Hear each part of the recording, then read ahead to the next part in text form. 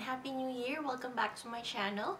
So for today's episode, I actually want to do a 2016 year-end post. I wasn't able to post a lot of videos the way I intended it to be. Life actually happened, and it happened so many times. And I have so many episodes that I have in mind that I wanted to shoot, but that kind of didn't happen.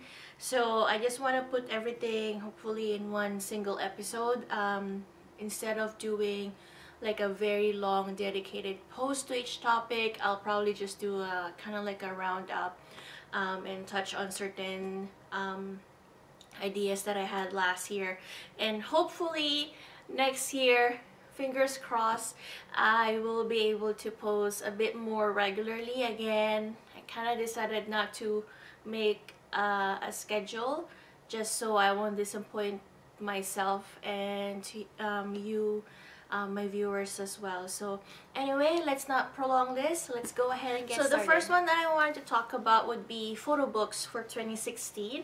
My husband and I are big fans of photo books in general. We like looking at other people's work, whether they're the legends of photography, so to speak, as well as up and coming artists / photographers as well.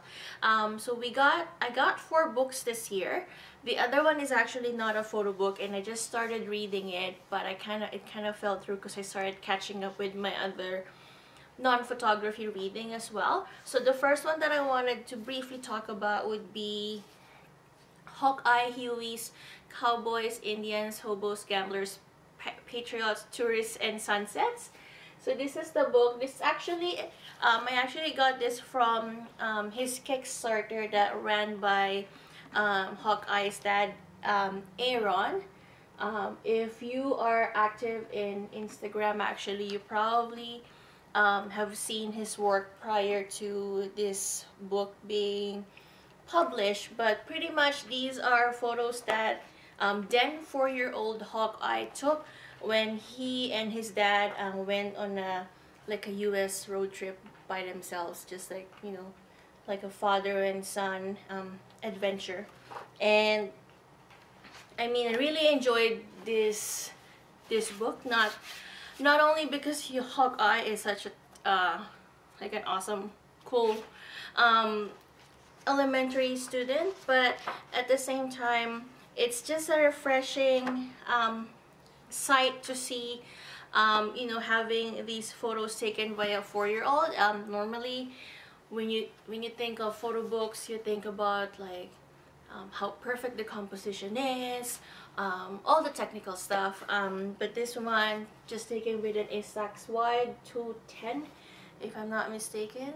I think this is great. So I hope, if you haven't bought a copy, as I mentioned, I actually got my copy as a Kickstarter backer.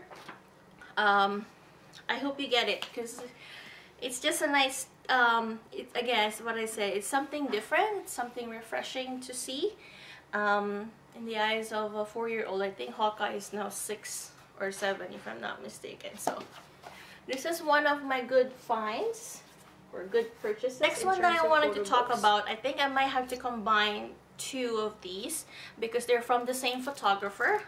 If you haven't heard of Arimoto Shinya, he released this really hefty photo book called Tokyo Circulation. We got it in the spring. There were 2 copies, so there's a silver one. I think this one is the first press, if I'm not mistaken. And then it also came in a black, and I had to stop my husband from buying both, just because I think for me, I think it would be taking away an opportunity from another individual to check out his stuff. So this one is published by Zen Photo Gallery, and it has absolutely beautiful medium format. Sorry, it's hard to hold it because it's a really huge book. really amazing medium format images, and these are all a lot of these are actually portrait shots done mostly in Tokyo. I cannot remember if there's something here taken elsewhere. Arimoto Shinya is famous for his Tibet portraits, which, mentioning that, I also recently got a copy of his volume 7. Sorry, it's in plastic right now. Of his Ari photo selection. He publishes a small amount of photos in a magazine format, so this is just one of these. When my husband and I discovered his work, we started buying his magazine. I do not have the first 2 volumes, but we started getting copies since the volume 3. And interestingly, among the copies that I have so far, Ari Photo 7 is the first one that's in colored. So they sell out really quickly in terms of the magazine, but I think Tokyo circulation, you can still get them. I'll try to link the website down below. This one actually has his autograph. I'm just gonna fangirl a bit. But if you are interested in his work, and I can tell you it's really amazing. He takes really beautiful, breathtaking shots. And so yeah, so I hope you're if you are interested, I really recommend checking out this photo. The last book that I got that is photography related is not an actual photo book. It's actually a guidebook or a handbook. So this is the Film Photography Handbook, Rediscovering Photography in 35mm medium and large format, by Chris Marquardt and Monica Andre. I hope I pronounced those last names correctly. I actually heard about this book through Film Photography Podcast, and I'm like, oh, okay. And then they gave us like a discount code or something. So it is really interesting. It actually so far, based from the contents, because again, I just started reading it. I haven't really gone through the whole thing, but it pretty much talks about like what's film photography, why is there a resurgence right now, and the most interesting part is that it talks about how you can combine your film and your digital workflow into one, or kind of like how you can shoot both digital and film side by side, which I personally do. Even though I have a big my heart goes towards film photography, I actually shoot both digital and film, so it's actually really good so far from what I've read. If you are interested, especially to those who are, say, haven't shot film at all, I do recommend. Next thing that I want to talk about is about photography and travel. Now, because again, life happened this year, I wasn't actually able to shoot around the city during my free time, and so normally during my weekdays off, I pretty much just stayed at home and do household stuff. So for myself and my husband, the only opportunity that we get to shoot pictures, whether it's digital or film, is if we attend the Toronto Film Shooters Photo Walk.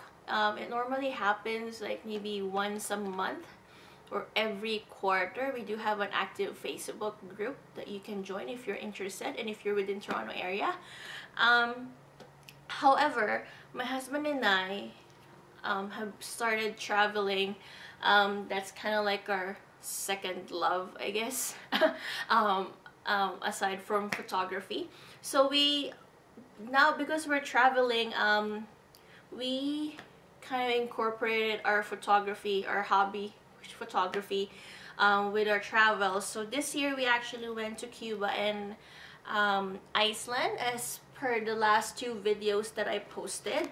I actually haven't blogged about the photos yet because I didn't have the time to sort everything out just yet in terms of photos.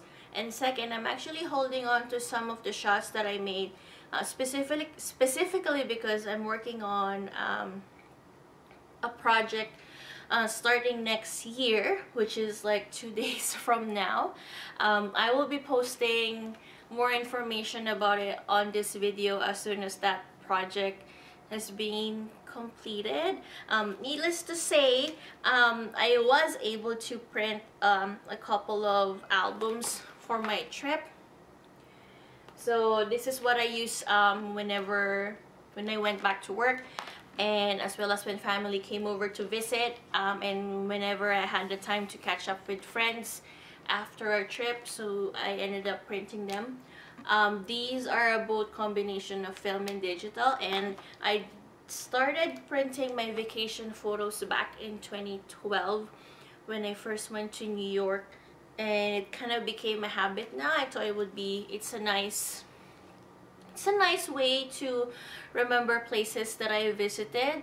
I mean, a lot of my photos, or basically all of my photos, are actually in digital format. Even the films, I do scan them and then I put them in a hard drive. However, there is not a lot of opportunity for me to open one of those folders and check out my photos, whereas I think this is just much a better format to like relive those vacation days and remember the things that the last part of this video is obviously about cameras. Of course, right? It's camerajin. The ones that I'm gonna talk about today would be divided into two groups. One would be one of my biggest surprise this year, and the second would be the ones that I extensively tested and used this year. Both of them I actually ended up liking a lot. So I'm gonna talk about the biggest surprise. My husband and I actually owned one waterproof compact camera, but that actually ended up not working for us, in the sense that the camera kept skipping a lot of frames. So if you have a 36 exposure film, you will probably just get around 11 to 15 frames. So that's pretty much like just half of what you should be getting. So we decided to get another compact waterproof camera without breaking the bank. Nikonos is obviously a top choice, but the cheapest that you could get it for, like the best unit, would be probably around between $250 to $500, and we don't want to do that. So we have found another version of the SureShot WP1, which is the Canon SureShot A1. So this is also a compact waterproof camera. It's 32 millimeters and focal length of 3.5. It comes in different automatic settings as well, and I actually tested it on land before we ended up using it, bringing it to our trip, because again, I didn't want to bring a camera where it's broken again. So it's not necessarily I want to test it underwater, but I want to see if it actually works, and it actually did. I will try to link a few photos at the end, just so you can see how, and I mean it's perfect for travel, especially if you're going on like a Caribbean or a summery location. We did bring this to Cuba just to shoot along the beach coastline area as well as at the pool, and it's great. Like, I really like the photos that it took. The sharpness is actually really good for a compact waterproof. I mean, I really like Canon compacts, whether they're film or digital. So for me, purchasing this was a no-brainer, and I'm really glad that we got another copy without spending a lot of money. I think we got it for $30 used. So yeah, I do recommend to try this out. I also ended up bringing this in Cuba. Oh no, in Iceland rather. There was a couple of days where it was raining so bad in Reykjavik, and I didn't want to take out my FM2 with me, so I decided to just take these out, and it took absolutely great photos. So definitely a big surprise, kind of, and also recommended to put in your travel bags if you ended up like going. So the second half of somewhere. The camera topic would be the ones that I definitely tested a lot this year. One of them is my Rolleiflex 2.8. I believe this is the E version. I have received this May last year.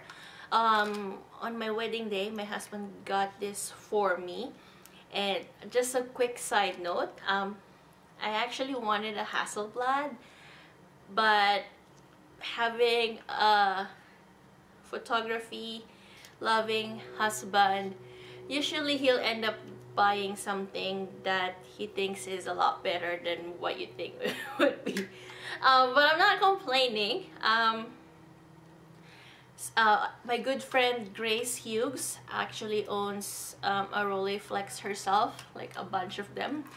And yeah, so at first I was really overwhelmed with this camera. My first TLR was a Yashica A, and that's pretty much like less bells and whistles in terms of like functionality.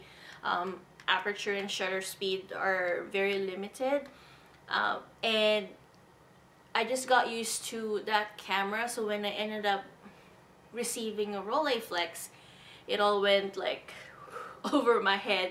So I had to like hold on to it for a bit and see how am I gonna like it. I ended up shooting a test roll summer last year in downtown Toronto, and then I ended up shooting more as time went on. I also brought this camera in New York last March, just this year, when my friend went to do her marathon run. So while we were waiting for her, I ended up like taking a lot of pictures, and I actually got used to it and I really liked it. One thing that I need to get used to more is how the film is being loaded in this camera. It is very different from Yashica A, wherein once you fed the film through and you start advancing it forward, you should be ready to shoot right away. Rolleiflex 2.8E is a little bit different because first you have to feed it through to one of the like this metal rollers right here, because it kind of serves as a lock for you and your film so that it doesn't advance accidentally, which Yashica 8 doesn't have that feature. So getting used to that takes a while for me, because when I started using it again, I actually ended up wasting one roll of Kodak Ektar, which is such a bummer. And I was loading it at the airport, so there was no way for me to find a black dark room to unroll my film back, so it was a waste. But that's like a difficult experience that makes me remember that I need to do that whenever I use my Rolleiflex. And last but definitely not the least, I think between the Rolle and this camera, this wins a lot in terms of like how many times I've used this. Again, I actually didn't want to talk about it first because I want to test it out before I can obviously talk about it on video. But now that the year has almost ended, and I think this is the great time to talk about this camera. So mid this spring, my husband finally found me the camera that I've been looking to get since 2013. It is the Konica Hexar AF. This one is the silver version. We actually got this for a really good price here in Toronto. And I said 2013 because when I went to Tokyo in 2013, that was like 3 years ago. This is on my to buy list. And I actually ended up getting an F100 for a really good price as well, like almost new. And the camera store that I went to happens to be owned by an old gentleman that and his store is actually close to my friend's house. And he was telling me, or he told me, that even though there's a bunch of Hexars in Tokyo, a lot of the photographers or casual users who own them do not want to part with theirs. So, and the prices are just like way up, and it's way too crazy. I'm not gonna talk about the specs just because there are other websites that can talk about that. I want to talk about the experience in using it. And for me, this is a really good travel camera. I know it looks like huge, it's not really pocketable. If really in terms of like portability, my T4 or my Olympus Mu 2 slash what else, my big minis would be a lot better in terms of portability and something that's easier to carry around. But one thing that I find is that, first, again, I mean, even though it shuts only at maximum of 1/400, I actually find this to be very reliable. Not to mention, I don't have to worry about battery life. It actually uses that, is it 2CR5 battery? The big one that looks like a memory foam pillow. And I've shot this camera with that battery alone for like the whole year, and it's still like pretty much as good as new. I never had any issues with exposure. I do have a bit of an issue with the focusing.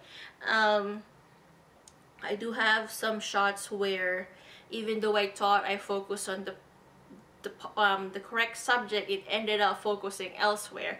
So that's my really tiny beef. Other than that, I actually really like this. And again, to my husband's dismay, this gets a lot of attention from other photographers because, again, this is kind of like a camera with a cult following.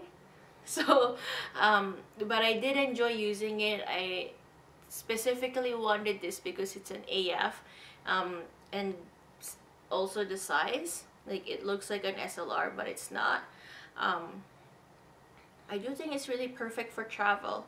I'm not gonna, again, as I mentioned, I'm not gonna go too much on the technical side of things, but more of like, I just really enjoyed using it. So I did bring this in Cuba, specifically in Havana area. I did not bring this in Iceland, for the reason being that I don't want to compete with Mother Nature. Iceland weather is just scary. And this is coming from a Canadian where it's not cold in Iceland, I'm gonna say that. However, it is so windy, and with the wind being really cold, what normally happens was that if there's like some small snowfall, at the end of the day or overnight, you're gonna get a really thin sheet of ice that's really dangerous to walk on. And did not enjoy our visit to some of the falls just because it was so slippery. But yeah, so that's why it was actually a better idea that I did not bring these. Again, the downside, it's an electronic camera, so you really had to pick which places you want to bring it to in terms of like traveling. I have the opportunity to choose what kind of units I like to bring, so I guess that's kind of like a good thing. But I actually want this to be like my travel companion. I had really amazing photos with these, so, and which is really great because that means I kind of have a good memory of this together. So there you have it. I hope you guys enjoyed today's episode. I apologize if I kind of rumbled a bit on some of them. 2017 is a couple of days away from now, so I hope you guys have a great New Year's Eve and a great 2017 ahead. I hope to see you guys more in the next few episodes, and please subscribe if you like this video. Happy New Year!